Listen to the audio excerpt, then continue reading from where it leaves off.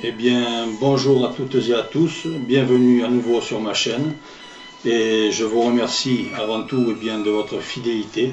Je suis content de passer ces quelques instants avec vous. Là, nous allons donc aborder le quatrième épisode, donc bien sûr la quatrième époque de l'histoire du château de Chenonceau et bien sûr du domaine qui l'entoure. Je vais vous faire un petit rappel de ce que nous avons vu dans le troisième épisode.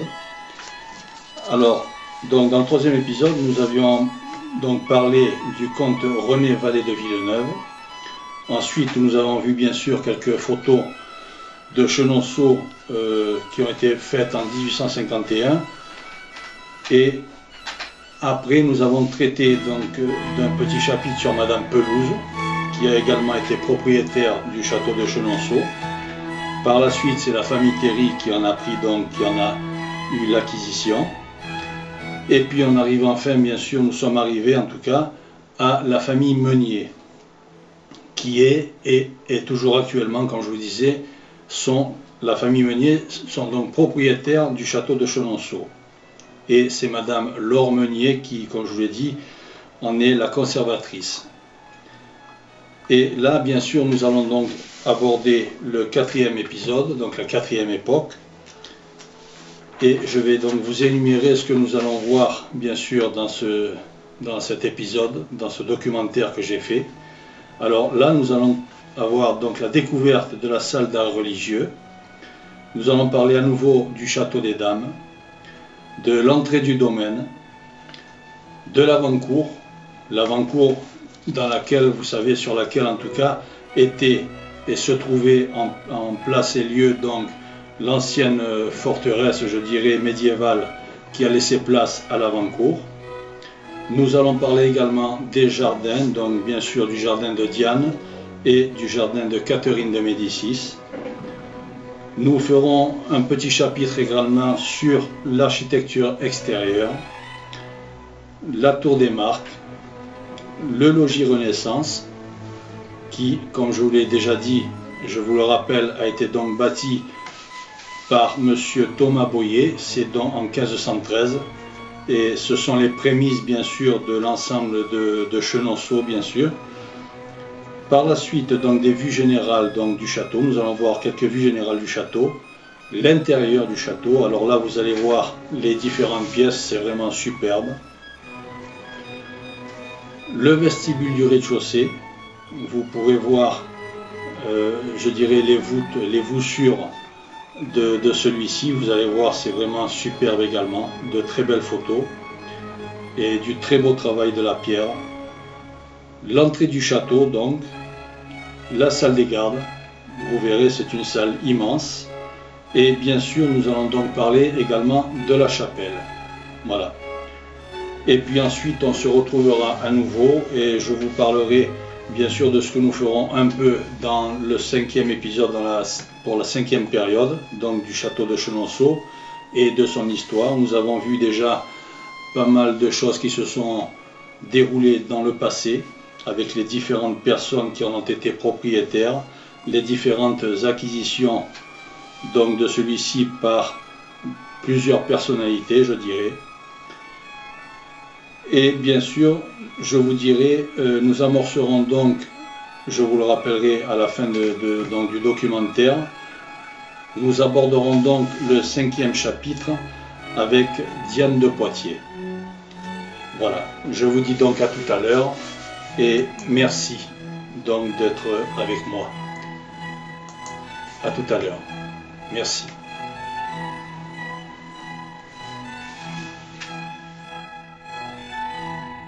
Alors, donc, suite bien sûr à mon petit, je dirais à ce que j'ai évoqué et énoncé bien sûr sur le château de Chenonceau, son histoire et la famille donc Meunier, je vais maintenant vous parler de la découverte d'une salle d'art religieux qui va donc avoir lieu pendant les travaux de rénovation donc de celui-ci, qui ont été entamés bien sûr par Madame Laure Meunier. Alors, la reine Louise de Lorraine se retire à Chenonceau après l'assassinat de son époux, donc Henri III.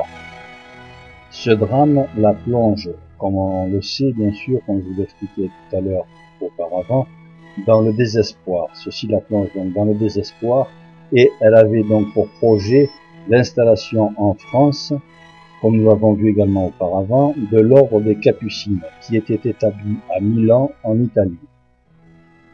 Mais malheureusement, sa situation précaire n'a pas permis l'achèvement de son dessein.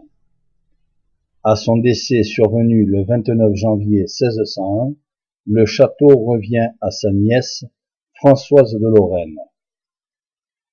La tutelle de celle-ci est confiée donc à sa mère, Marie de Luxembourg, qui était duchesse de Mercœur, et belle-sœur également de Louise de Lorraine.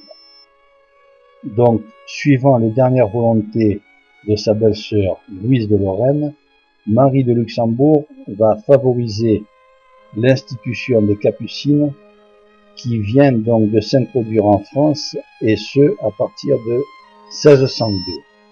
Elle va faire venir également plusieurs de ces religieuses qui vont s'installer dans les combles du second étage au nord-est du château, pour y fonder bien sûr un couvent, en attendant que la construction de leur nouvelle chapelle soit érigée dans la ville de Tours. La duchesse de Mercœur, quant à elle, doit reprendre la même mission à Paris.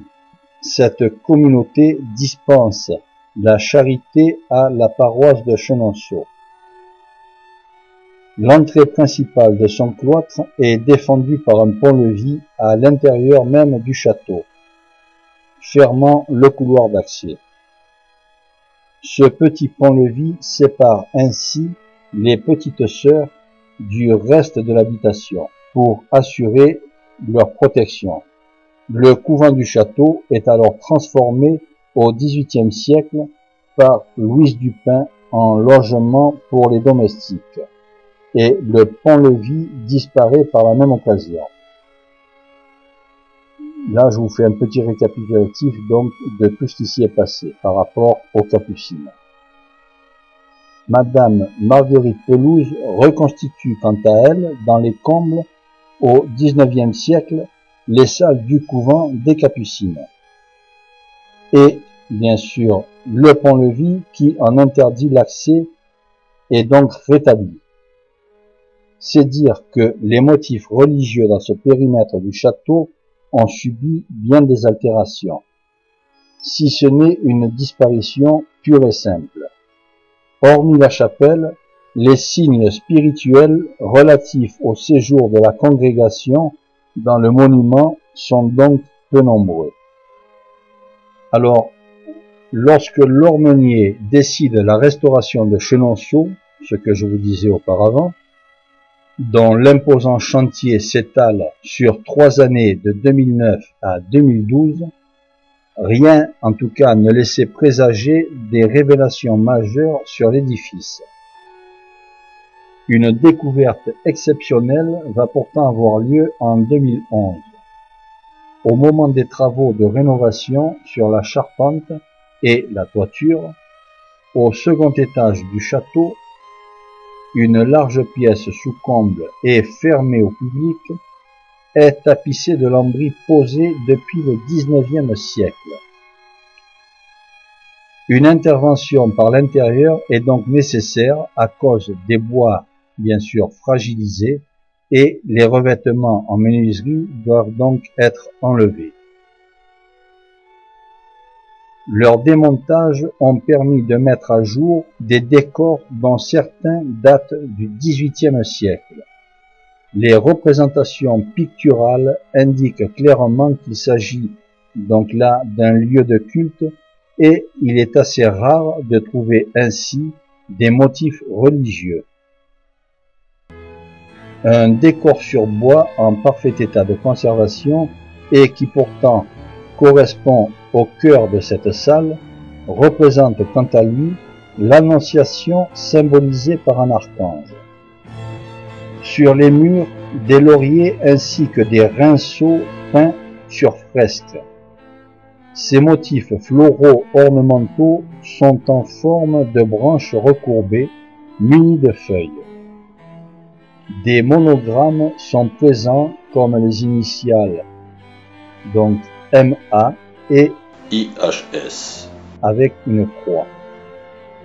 D'autres sont par contre entrelacés et peuvent être interprétés, je dirais, en MA ou AM. Les couleurs, quant à elles, sont bien préservées, dont un fond bleu très net, mais estompé en certains endroits. Bien sûr, avec le temps, les couleurs se sont plus ou moins estompées. Le bon état général permettra tout de même une restauration qui consiste à un nettoyage de la surface. Une consolidation sera faite par injection. La protection de la polychromie par la face et la mise en œuvre d'un enduit par un ragréage de toutes les lacunes. Une reconstitution partielle est envisagée, mais elle sera très limitée, afin de garder l'authenticité du site. Marc Philippe disait « Il n'est pas opportun de tout reconstituer, nous ne sommes pas là pour refaire, mais pour restaurer. » Celui-ci était chargé donc des opérations de rénovation et de restauration. Alors, par contre, cette salle soulève bien des interrogations. Quelle est sa destination première? Est-ce une chapelle qui était dédiée à un saint particulier, ou une personne physique, ou encore un événement? Pourquoi est-elle située dans cet emplacement isolé et de plus, je dirais, dissimulé, alors que le château possède sa propre chapelle? Sa datation peut apporter des éléments de réponse. D'ailleurs, le film de Jacques Vichet mentionne le XVIIIe siècle et le style floral pour sa seconde moitié. Les événements qui peuvent expliquer la présence de cette salle pourraient correspondre à ceux de la Révolution française. Tout au moins, c'est ce que l'on peut penser, ou être amené à penser. Madame Dupin fait partie de la noblesse.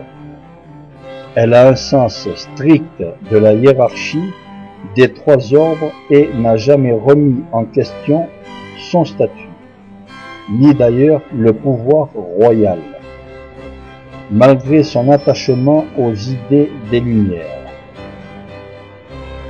Elle prône la tolérance et se montre généreuse envers autrui. Mais par contre, elle ne peut adhérer et ne veut adhérer à cette révolution qui s'enfonce dans les excès et, bien sûr, les dérives. Madame Louise Dupin quitte la capitale au moment des massacres de septembre en 1792 pour rejoindre la Touraine.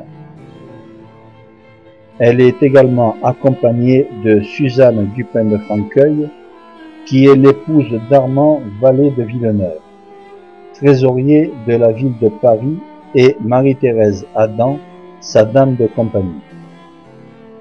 La Révolution donc frappe cruellement sa famille. Au moment de la Grande Terreur, son neveu Armand Vallée de Villeneuve se suicide à la prison de la Conciergerie pour échapper à la guillotine, et Marie-Aurore de Saxe, sa belle-fille, est elle-même emprisonnée au couvent des Anglaises. La déchristianisation en l'an 2 culmine. L'abbé Lecomte est quant à lui chassé de son église et devient le régisseur donc du domaine de Chenonceau. Madame Dupin transforme la chapelle officielle en réserve à bois, afin, comme je vous l'ai dit, de lui retirer son aspect religieux et ainsi de la sauver des destructions qui auraient pu avoir lieu en tout cas.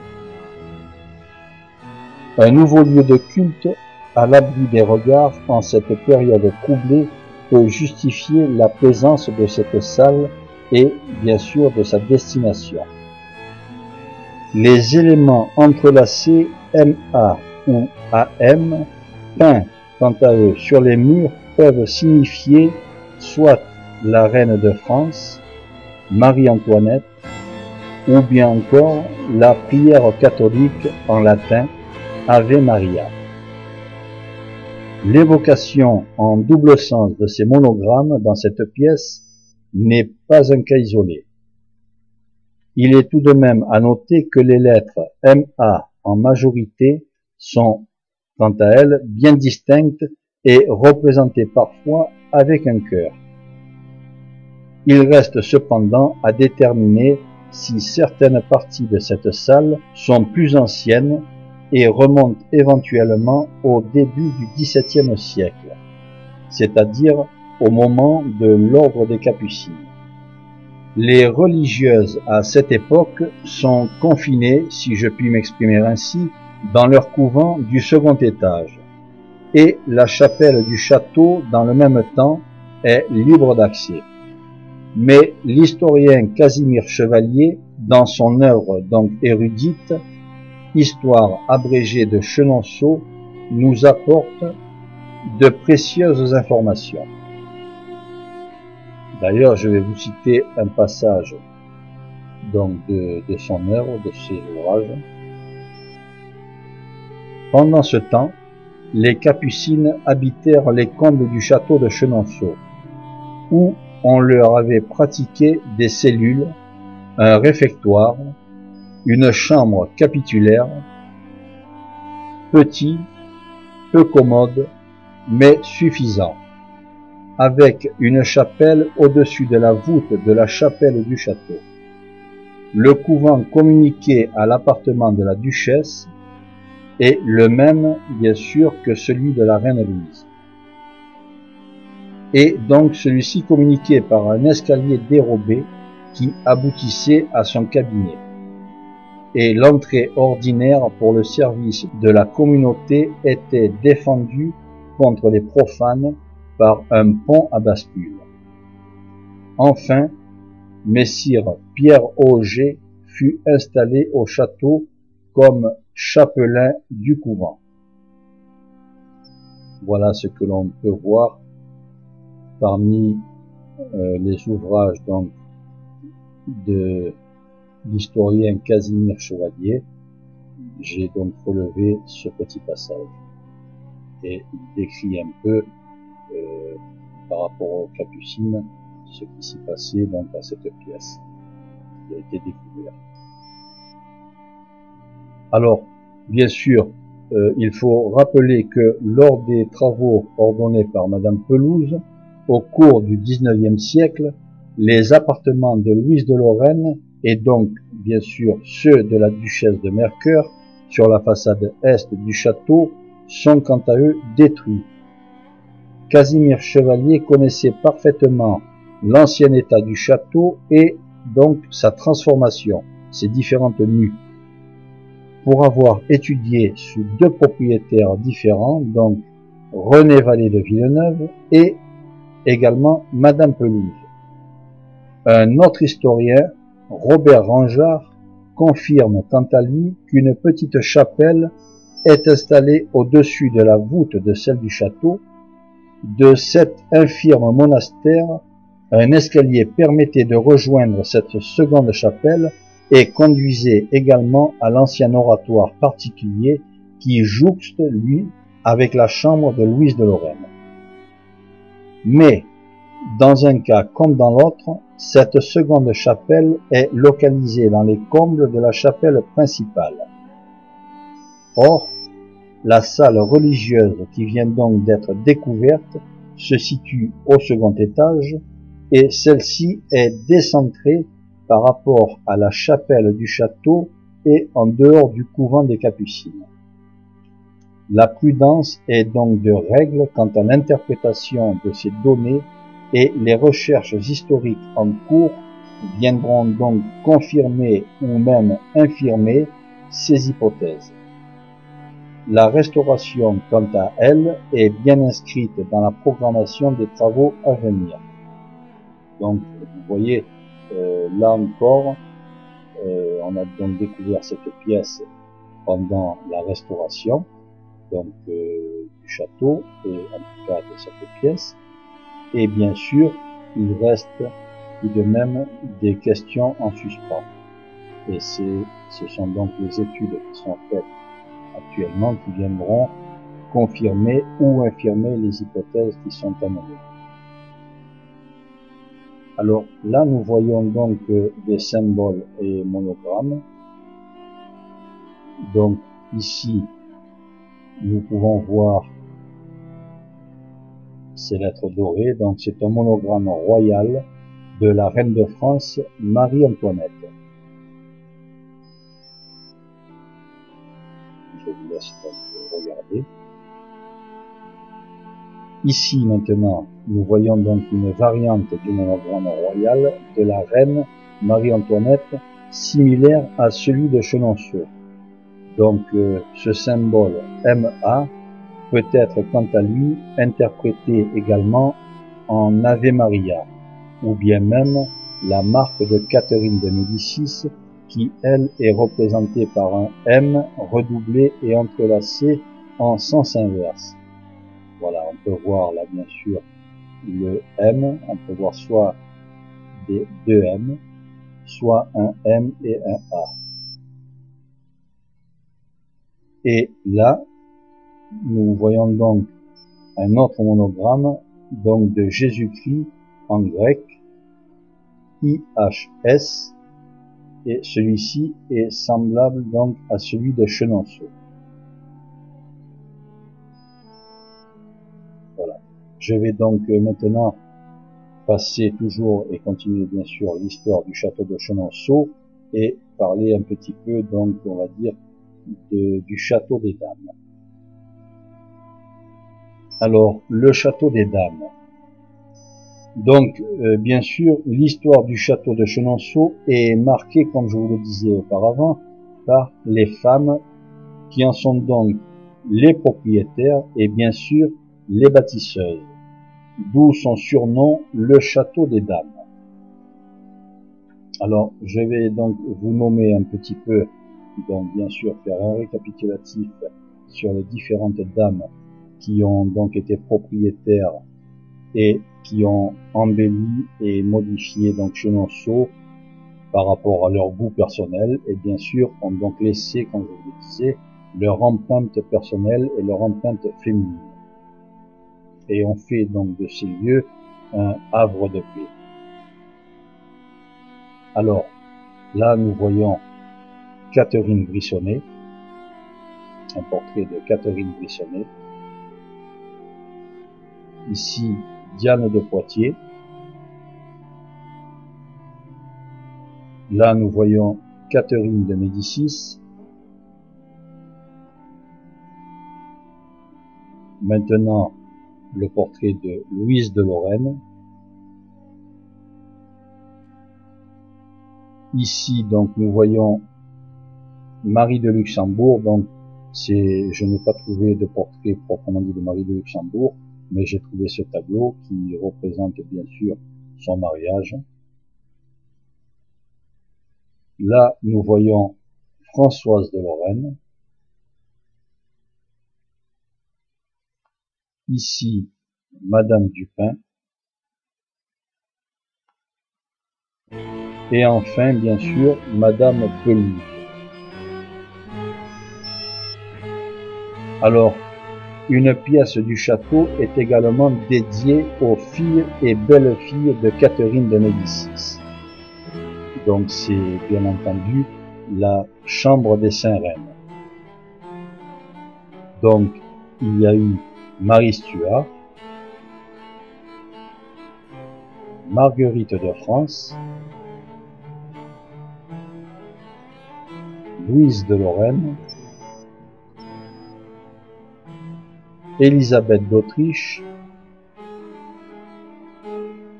et enfin Élisabeth de France. Voilà. Donc là, je voulais faire, je dirais, une petite parenthèse sur, bien sûr, Chenonceau et les fameuses dames d'où l'expression le château des dames. Et là, je vais bien sûr maintenant passer à autre chose et vous parler de l'entrée du domaine. Voilà, l'entrée du domaine, bien sûr, l'allée domaine. Alors là, nous avons donc, je dirais, fait le tour, bien sûr, au cours de l'histoire du château de Chenonceau, et également, je m'exprimerai ainsi, des personnalités, donc des personnages, des personnalités qui ont accompagné celui-ci au travers des siècles et bien sûr au travers de l'histoire. Et là, je vais quand même tout de même vous parler un petit peu donc de l'entrée du domaine et de la fameuse allée d'honneur. C'est vraiment vous verrez donc bien sûr sur les photos qui vont défiler au fur et à mesure de mon élocution. C'est une très belle allée. Elle fait 1 km de long et on ne s'aperçoit pas justement de la distance en se promenant sur celle-ci pour aller et accéder bien sûr au château de Chenonceau et découvrir donc de ce fait les jardins, le château par lui-même et tout ce que cela peut représenter d'architecture et de beauté. Alors, l'allée d'honneur. Donc, la grande allée d'honneur qui mène au château est plantée de platanes, comme je vous le disais, sur presque 1 km de distance. De chaque côté de celle-ci, donc, vous avez la ferme du XVIe siècle qui se trouve sur la droite, le labyrinthe et également les cariatides qui se trouvent sur la gauche. La paire de sphinx, comme nous l'avons vu auparavant, qui date du XVIIIe siècle, encadrant l'allée d'honneur et installée par le comte René de Villeneuve, proviennent du château de Chanteloup à Amboise, ancien domaine du duc de Choiseul, qui fut, lui, malheureusement, le pauvre homme, dépecé au XIXe siècle. C'est vraiment horrible. Ne serait-ce que d'y penser, c'est vraiment horrible. À croire que l'homme devient pire qu'un animal, bien qu'un animal ne fasse pas de telles choses. Ou alors vraiment un animal enragé. L'homme devient vraiment enragé dans certaines circonstances. Bon, là c'était également une parenthèse personnelle.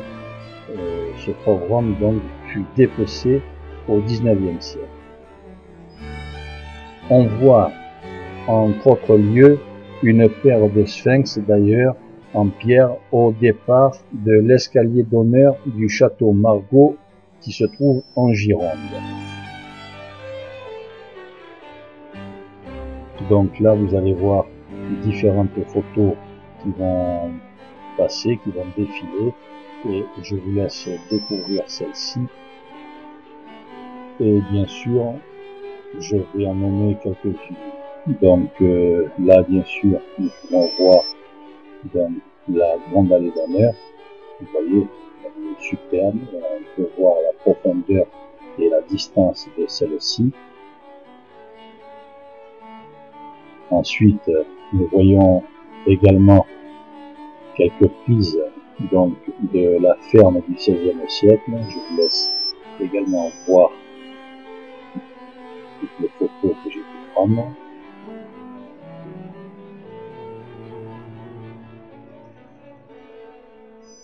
Là, nous voyons maintenant donc apparaître les fameuses cariatides dont on parlait tout à l'heure auparavant. Alors, nous voyons donc les cariatides avec Hercule, Pallas, Apollon et Cybèle. Et là, nous voyons donc une vue aérienne déjà et d'autres photos du labyrinthe.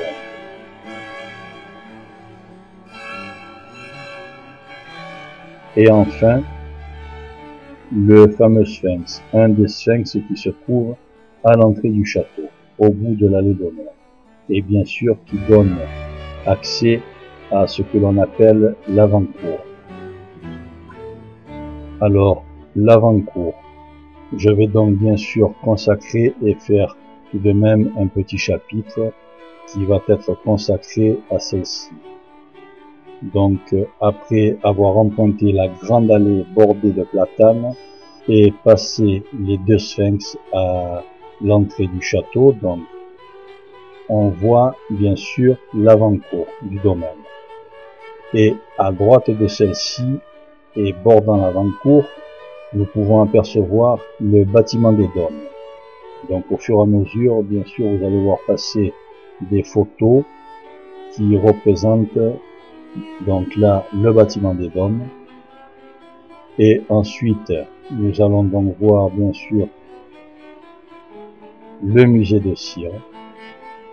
Voilà, donc quelques photos du musée de cire.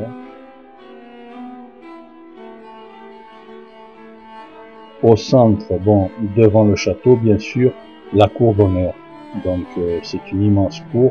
Et à l'emplacement donc justement de celle-ci, je vais refaire une petite parenthèse sur la forteresse médiévale, donc le château médiéval qui était en lieu et place de l'avant-cour à l'époque donc de la famille Marc.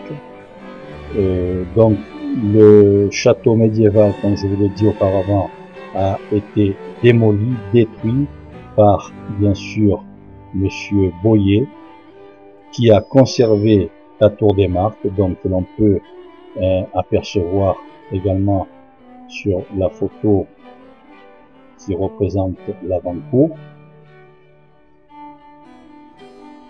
Donc à l'emplacement où se trouvait le château médiéval se trouve actuellement de nos jours encore l'avant-cour. Et alors sur la gauche, là on peut apercevoir donc la chancellerie qui a été construite elle au XVIe siècle et qui mène bien sûr au jardin de Diane. Et nous verrons un peu plus tard également les jardins. Voilà. Donc là je voulais vous parler, faire un petit paragraphe, je dirais, un petit coucou, on va dire, si je peux m'exprimer ainsi, à ce qui touche à l'avant-cour, donc du château de Chenonceau, du domaine de Chenonceau, et qui donne accès bien sûr au château de Chenonceau après avoir traversé un petit pont-levis que vous verrez également sur les photos et au cours du film que nous avons fait avec mon épouse lors de notre visite. Alors là, bien sûr, j'en arrive au jardin. Je vais donc consacrer un peu de temps, bien sûr, à vous expliquer et vous raconter les jardins du domaine de Chenonceau. Donc, on compte deux jardins principaux. Celui, bien sûr, de Diane de Poitiers et également celui de Catherine de Médicis, qui sont situés, de part et d'autre de la cour des Marques. Vestige, bien sûr, des fortifications précédant l'édification du château actuel.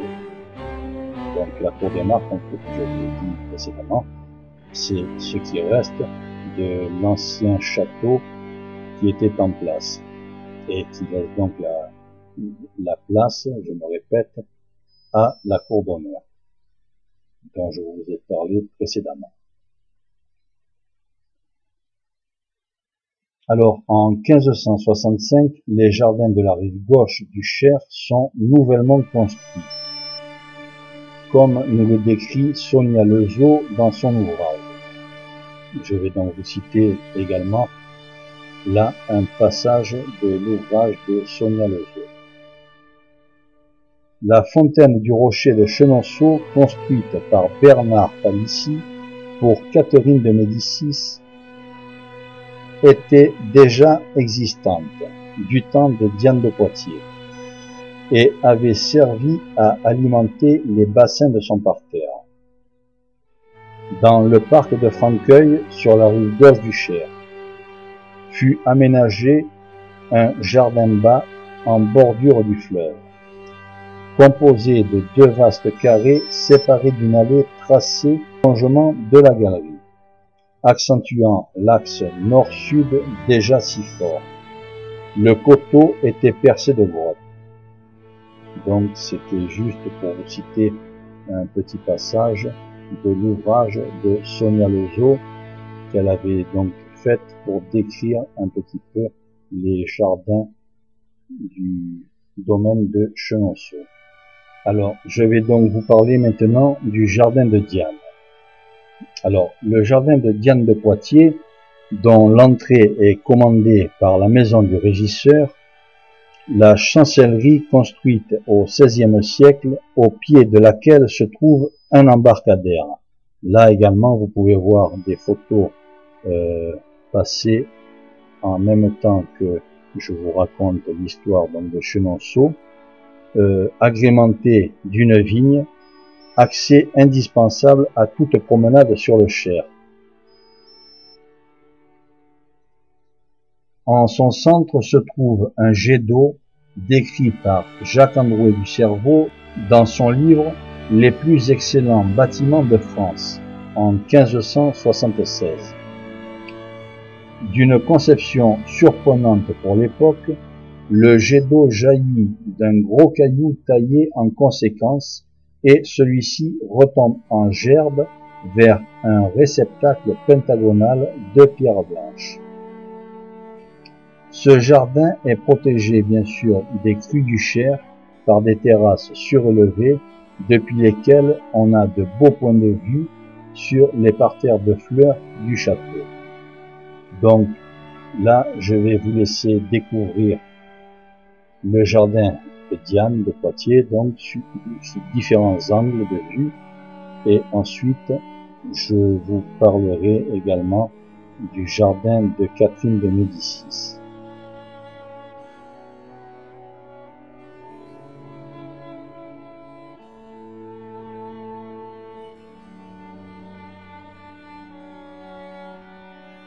Nous pouvons voir au passage la beauté de celui-ci.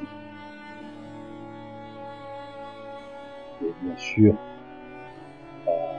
la fameuse fontaine, le fameux rocher à son centre.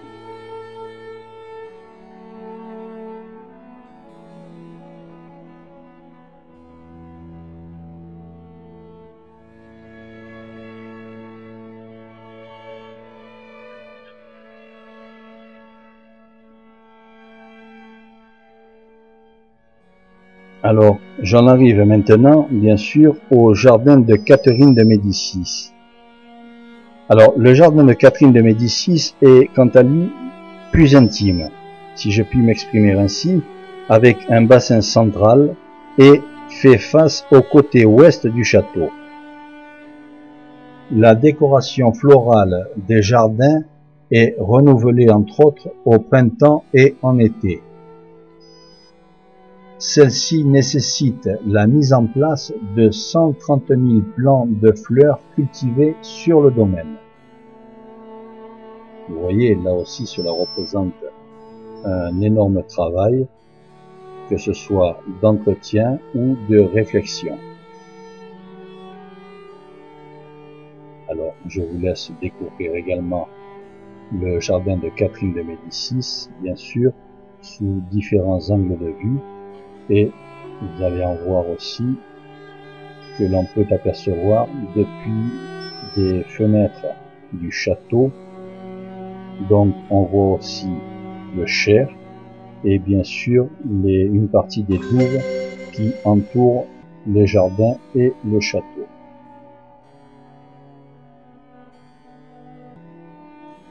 Je vous laisse donc découvrir les photos, mais vous y verrez aussi le bassin central. Ensuite, je vous parlerai bien sûr de l'architecture de Chenonceau, que ce soit de l'architecture extérieure ou intérieure.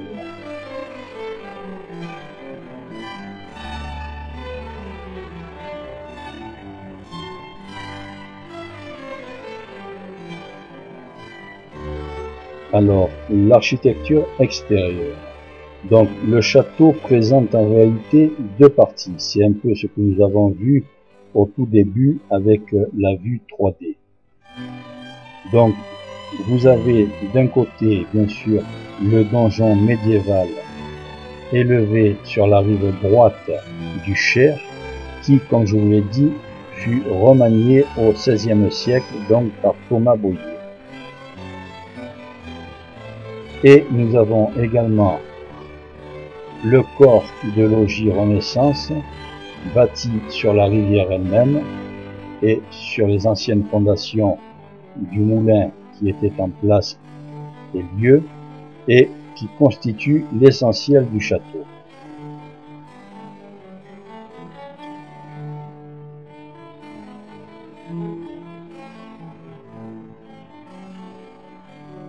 Alors là, nous allons donc découvrir au travers de photos qui vont passer la tour des Marques. Alors la tour des Marques est, comme je vous le disais, le seul vestige visible de l'ancien château médiéval de la famille des Marques. Celui-ci avait été rasé par Thomas Bohier en 1515 et bien sûr il en reste donc la tour des Marques que l'on voit ici. Elle correspond au donjon de l'ancienne bâtisse, constituée d'une tour ronde ainsi que d'une tourelle abritant la cage d'escalier. Thomas Bohier va réhabiliter donc la tour en lui donnant un aspect plus moderne, si je puis dire. Dans le goût Renaissance, grâce au percement de larges fenêtres à meneaux et également d'une porte ouvragée, ainsi que de lucarnes en pierre blanche.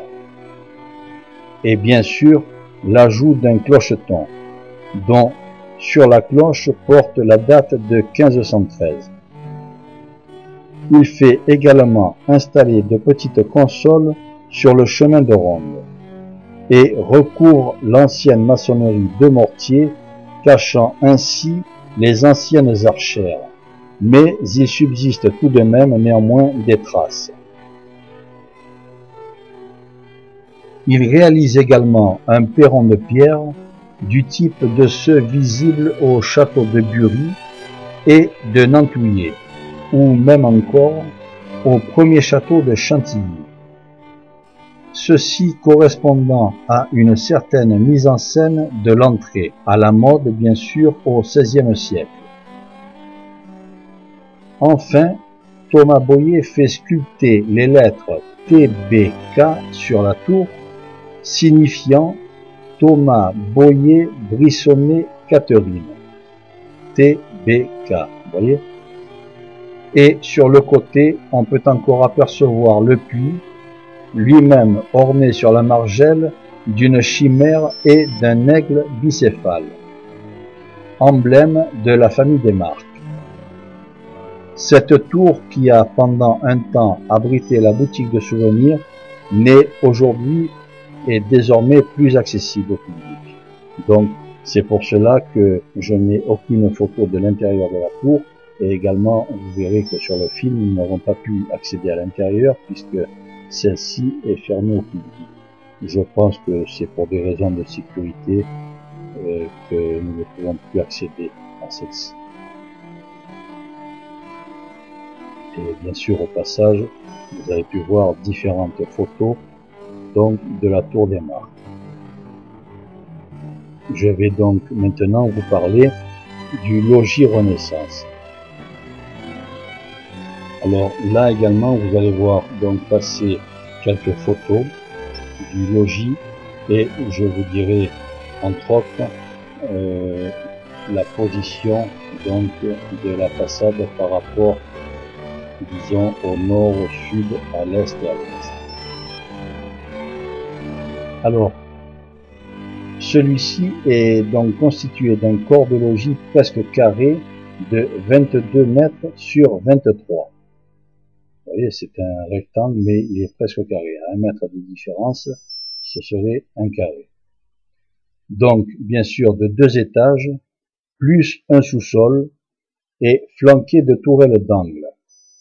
Construit sur les puissantes assises de pierre, comme je vous le disais, de l'ancien moulin qui bordait naguère la rive droite. Donc, on a conservé, je dirais, donc les piles de pierre, donc les assises, les fondations, sur lesquels on est venu rajouter en tout cas la construction du logis, donc le château de Chenonceau, le logis Renaissance. Celui-ci, bien sûr, par la suite, sera prolongé donc et est prolongé d'un corps de bâtiment de 2 étages et d'un comble. Celui-ci s'appuie sur la façade sud du logis. Construit par Philibert Delorme en 1560 à la demande de Catherine de Médicis, et ce dans un style déjà presque classique, et reposant sur un pont de 5 arches enjambant le Cher qui, lui, avait été construit, comme je vous l'ai expliqué auparavant, par Diane de Poitiers, et qui s'était servi bien sûr des plans originels de la famille Boyer. L'étage inférieur, quant à lui, est notamment occupé par une galerie. Et il y a également les cuisines qui se trouvent donc au sous-sol. Nous le verrons un peu plus tard. On accède au rez-de-chaussée du corps de logis principal par un escalier suivi d'un petit pont. Donc nous allons voir bien sûr des photos du logis Renaissance ainsi que des galeries de l'ensemble du château bien sûr et de la tour de Marque aussi, vous verrez. Et au passage, je vais vous dire la position qu'ont les façades. Alors, là, nous voyons donc une photo de la façade nord-ouest. Je vous laisse regarder. On peut voir donc bien sûr l'entrée du château sur la gauche et bien sûr le petit pont-levis qui donne accès en tout cas à l'entrée principale du château. Voilà, là nous voyons maintenant une photo donc de celui-ci où on peut apercevoir sur la gauche la chapelle et bien sûr au centre nous voyons l'escalier qui donne accès au pont-levis qui lui-même donne accès à l'entrée principale du château. Là nous voyons donc une photo sud-est où nous voyons également les arches du pont de Diane. Donc depuis bien sûr la rive opposée, vous voyez on peut apercevoir les arches, une superbe photo. Ici, alors là nous voyons, je dirais, la façade dans son ensemble avec le logis et bien sûr le corps de 2 étages donc qui forment les galeries et les combles, avec bien sûr toutes les arches. C'est une vue est du château de Chenonceau. Et là, nous voyons le château depuis le jardin de Diane. Donc la rive nord du Cher. Maintenant, une photo donc un peu plus proche sud-est du logis. Donc, et nous voyons également la chapelle et les appartements, avec bien sûr les arches, et au sous-sol se trouvent donc les cuisines, comme je vous le disais. On voit bien le pile, donc les anciennes piles du moulin sur lesquelles a été bâti donc le logis. Là, nous apercevons maintenant donc une vue de nuit avec un éclairage partiel, donc une vue nord-ouest de Chenonceau. C'est superbe. Ici, alors, depuis le jardin de Catherine de Médicis, donc une vue de la façade ouest, bien sûr avec le Cher, on voit celui-ci qui enjambe le Cher, on a l'impression de voir un vaisseau sur l'eau, c'est vraiment superbe, une architecture superbe. Et je me répète à nouveau, c'est un des joyaux donc du patrimoine français, un des fleurons. Ici, nous apercevons maintenant donc la façade nord-nord-ouest, et toujours depuis le jardin de Catherine de Médicis. Alors, je dis nord-nord-ouest parce que celle-ci est légèrement inclinée. Une très belle vue aussi. Et là, nous allons donc finir sur une vue ouest, donc depuis la rive sud du Cher, donc du Cher, Vous voyez, c'est superbe. Et on voit bien également l'ensemble du château, avec les arches, bien sûr, qui forment le pont, et donc sur lequel sont venues se rajouter les galeries de Catherine de Médicis. Ça avait fait construire Catherine de Médicis. Et bien sûr, sur la gauche, nous voyons, je dirais, les fondations de l'ancien moulin, et dessus, bien sûr, le logis, qui forme l'ensemble du château. Voilà, donc je vais maintenant vous parler également de l'intérieur du château de Chenonceau. Nous allons pouvoir découvrir, vous allez le voir au travers des photos et plus tard à travers du film, la beauté des pièces, que ce soit au niveau architectural ou au niveau décoratif de celle-ci. Alors, l'intérieur, donc l'intérieur du château. Alors, l'entrée donne sur un vestibule central ouvrant sur 4 pièces de part et d'autre. D'un côté, une salle des gardes, par laquelle on accède à une chapelle, la chambre de Diane de Poitiers et le cabinet de travail de Catherine de Médicis. De l'autre se trouve un escalier donnant accès aux cuisines situées au sous-sol, la chambre François Ier et le salon Louis XIV. Au bout du vestibule, on accède à la galerie inférieure. L'escalier à double volée droite est accessible derrière une porte qui se situe au milieu du vestibule d'entrée. Il permet d'accéder aux étages supérieurs, s'ouvrant chacun sur un vestibule. Donc le premier étage est constitué par le vestibule de Catherine Brissonnet, autour duquel se trouvent 4 chambres. La fameuse chambre des Saint-Reine, la chambre de Catherine de Médicis, au-dessus de son cabinet vert, celle de César de Vendôme et celle de Gabrielle d'Estrées, favorite d'Henri IV. Au fond de ce vestibule se trouve là aussi une porte donnant aux pièces situées au-dessus de la galerie. Celles-ci ne sont pas visitables. Le second étage.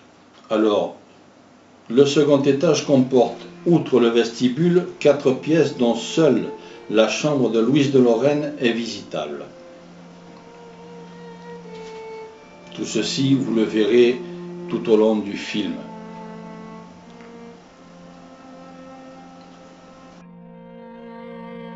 Alors, je vais donc vous parler maintenant, aborder un peu le sujet également, donc, qui touche au rez-de-chaussée et plus précisément au vestibule du rez-de-chaussée.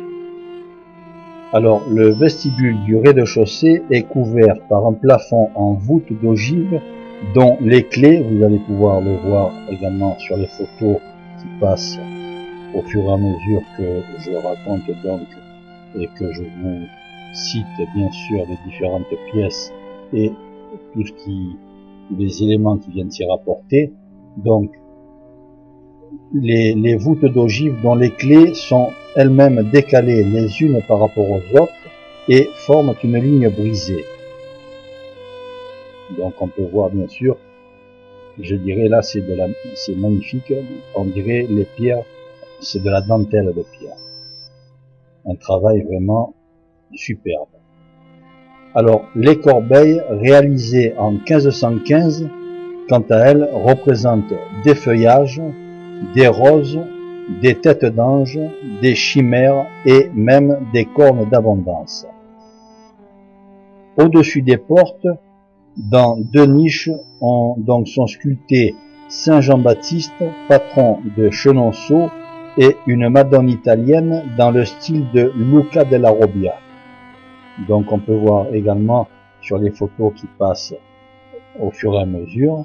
Et alors là j'en viens au mobilier. Donc celui-ci est composé d'une table de chasse en marbre italien. Au-dessus de la porte d'entrée on peut apercevoir également un vitrail moderne qui est réalisé en 1954 par Maxime Grande, qui a également réalisé et donc refait dans leur intégralité, donc pour la chapelle, les vitraux de celle-ci. Et alors, au-dessus de la porte d'entrée, le vitrail donc représente la légende de Saint-Hubert.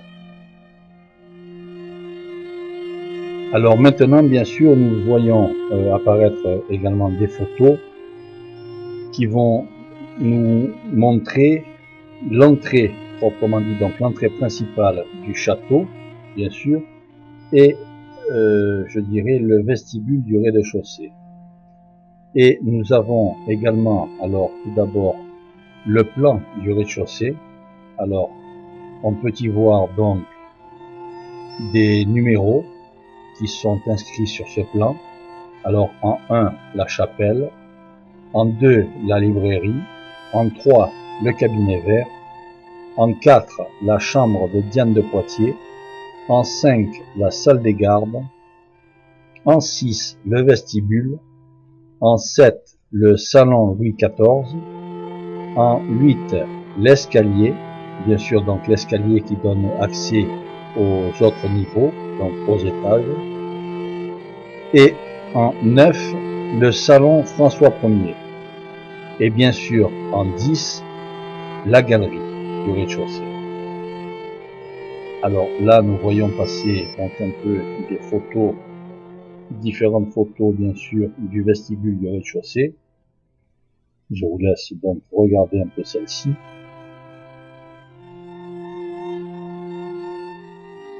Vous voyez, c'est vraiment superbe, très joli. Au passage, nous allons voir également les statues dont je vous parlais tout à l'heure auparavant. Et puis le plafond avec bien sûr les clés de voûte et qui forment celle-ci une ligne brisée. Et là nous voyons donc l'entrée du château, donc l'entrée principale du château, avec bien sûr le vitrail qui est au-dessus de celle-ci, superbe vitrail. Et nous voyons également la porte d'entrée, donc superbement travaillée. Donc nous voyons un des vantaux de la porte d'entrée. Vous voyez, c'est vraiment superbe. Et je vais maintenant donc passer à la salle des gardes et vous parler de la salle des gardes. Alors donc la salle des gardes.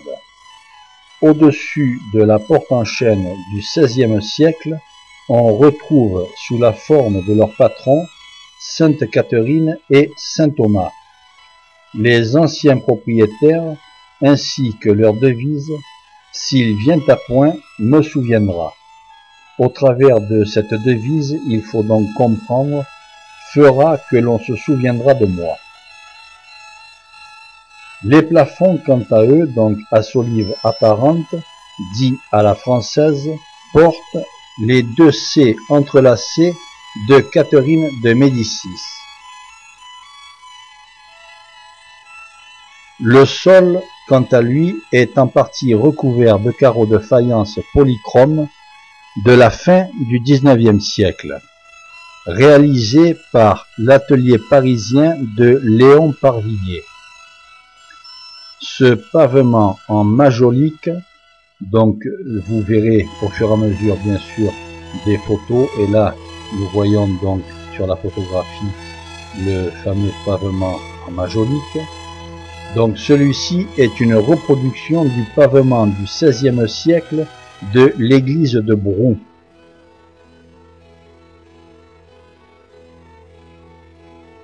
La cheminée, quant à elle, porte les armes de Thomas Boyer, tandis que les murs, eux, sont décorés d'une suite de tapisseries des Flandres du XVIe siècle, représentant, quant à elle, la vie de château, une demande en mariage ou bien même encore une scène de chasse. Les coffres gothiques et Renaissance contenaient l'argenterie avec laquelle la course se déplaçait. Comme nous en avons parlé auparavant, pardon, comme je vous le disais bien sûr, donc les châtelains, quand ils déménageaient, c'était toute une caravane donc je dirais de chariots sur lesquels et ou dans lesquels se trouvait bien sûr tout leur ameublement avec la vaisselle, l'argenterie, le linge, enfin tout ce qu'il leur fallait, tout ce qui leur était nécessaire. Et c'est pour cette raison que la plupart des châteaux, une fois qu'ils en étaient repartis, étaient vides. Voilà. Donc là, je vous laisse voir bien sûr quelques photos de la salle des gardes. Donc vous allez voir un peu les différentes tapisseries, donc des tapisseries de grande valeur et qui sont rares, de très rares tapisseries. Donc les couleurs sont un peu passées parce que bien sûr celles-ci sont d'époque, mais cela n'empêche pas qu'elles sont vraiment superbes. Vous allez voir également la porte d'entrée, donc un des ventails, pardon, de la porte d'entrée de la salle des gardes, qui donne accès à la salle des gardes. Et vous voyez également donc les carreaux de faïence du 19e siècle, dont je vous parlais tout à l'heure.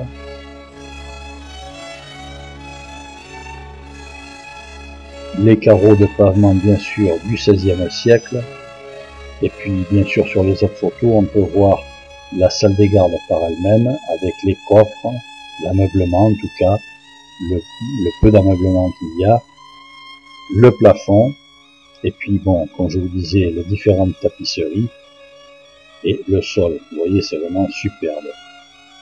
Voilà, je vous laisse découvrir donc quelques photos et par la suite, je vais donc vous parler de la chapelle.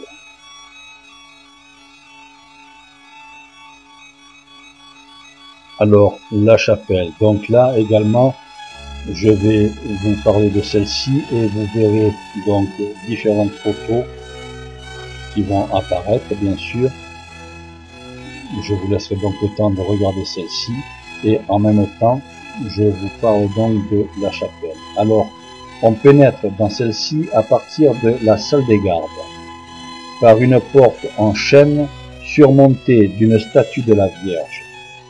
Ces vantaux représentent quant à eux le Christ et saint Thomas, et reprennent ainsi les paroles de l'Évangile, selon saint Jean. Avance ton doigt ici, tu es mon Seigneur et mon Dieu. Madame Pelouse fit ouvrir les fenêtres couplées qui furent munies de verrières d'après les dessins d'un certain Stenor. Les vitraux, donc comme je vous le disais, qui ont été détruits en 1944, ont eux été remplacés par les œuvres de Maxime Grand en 1954. On peut voir dans la loggia de droite une Vierge à l'enfant en marbre de Carrare par Mino da Fiesole. À droite de l'autel, une crédence ouvragée ornée de la devise des Boyers. En 1890, le céramiste tourangeau Édouard Avissot, né en 1831 et qui décédera donc en 1911, va réaliser pour le château un bas-relief, la Vierge aux poissons.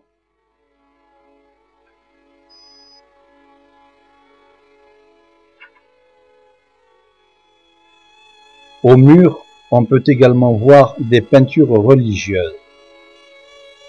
Donc, la Vierge au voile bleu par 2 Sassoferrato, le chiffre 2 Sassoferrato. Je vous laisse donc découvrir ces toiles au fur et à mesure, bien sûr. Jésus prêchant devant Alfonso et Isabella par Alonso Cano. Un Saint-Antoine de Padoue par Murillo. Et une Assomption par Jean Jouvenet. L'historien Robert Rangeard, quant à lui, nous précise, donc je cite, « L'oratoire conserve, gravées dans la pierre de ses murs, des sentences écrites en vieil écossais. Mystérieux graffiti laissés par des hôtes inconnus au temps de Diane de Poitiers. En entrant à droite, une sentence qui, elle, est datée de 1543. La colère de l'homme n'accomplit pas la justice de Dieu. Et une autre sentence qui date donc, elle, de 1546. Ne soyez pas vaincus par le mal. Dominant la nef, on peut donc apercevoir également sur les photos, une tribune royale donnant sur la chambre des Saints-Reines, qui se trouve donc au premier étage et qui date de 1521. Et donc, voyez-vous, de la chambre des Saints-Reines, donc vous avez cette tribune royale qui donne bien sûr sur la chapelle. Et d'ailleurs, on peut voir, c'est magnifiquement travaillé également. Au passage, on voit différentes photos de la chapelle et je vous laisse donc découvrir celle-ci. Vous voyez, c'est vraiment, c'est une merveille. C'est vraiment une merveille d'architecture. Que cela concerne le plafond, ou les murs, ou bien même le sol et autres éléments de celle-ci. Éléments d'architecture, bien sûr. Alors, cette chapelle, comme je vous l'ai dit auparavant, a été sauvegardée pendant la Révolution par Madame Dupin, qui a eu l'idée d'en faire une réserve de bois de chauffage. Pardon. Donc c'est ce qui fait que nous pouvons aujourd'hui également profiter et visiter donc la chapelle, qui a donc été sauvée par Madame Dupin, qui a eu cette idée d'en faire une réserve de bois de chauffage, sinon celle-ci aurait été détruite, bien sûr, lors de la Révolution, par les gens du peuple qui étaient vraiment très en colère contre la monarchie. Et donc, de ce fait, la chapelle a survécu, bien sûr, à la Révolution, je dirais, si je puis m'exprimer ainsi.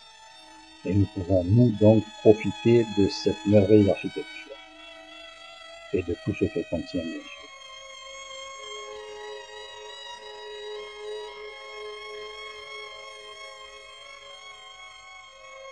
Là, nous voyons également donc la plaque sur laquelle se trouve le graffiti écossais de 1543. Voilà.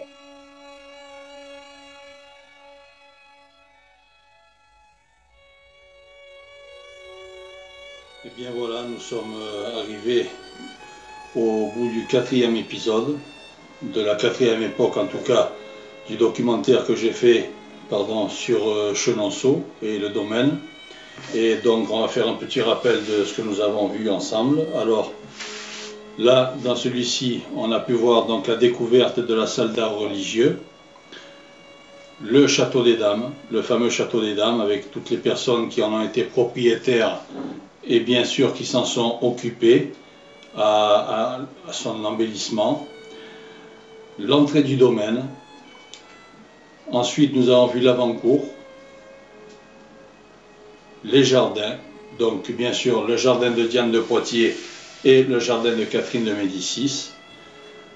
Nous avons fait également un petit coucou à l'architecture extérieure, la tour des Marques, qui est le vestige donc de la forteresse médiévale qui se trouvait en place et lieu de l'avant-cour. Donc il reste la tour des Marques. Le logis Renaissance. On a également vu quelques vues générales du château, donc par rapport à, je dirais, aux points cardinaux, donc des façades nord, sud, est, ouest ou nord-ouest et autres. L'intérieur du château, donc certaines pièces de l'intérieur du château, dont le vestibule du rez-de-chaussée. Un peu plus de détails sur l'entrée du château. La salle des gardes, vous avez pu voir que celle-ci est superbe, qu'elle est également immense.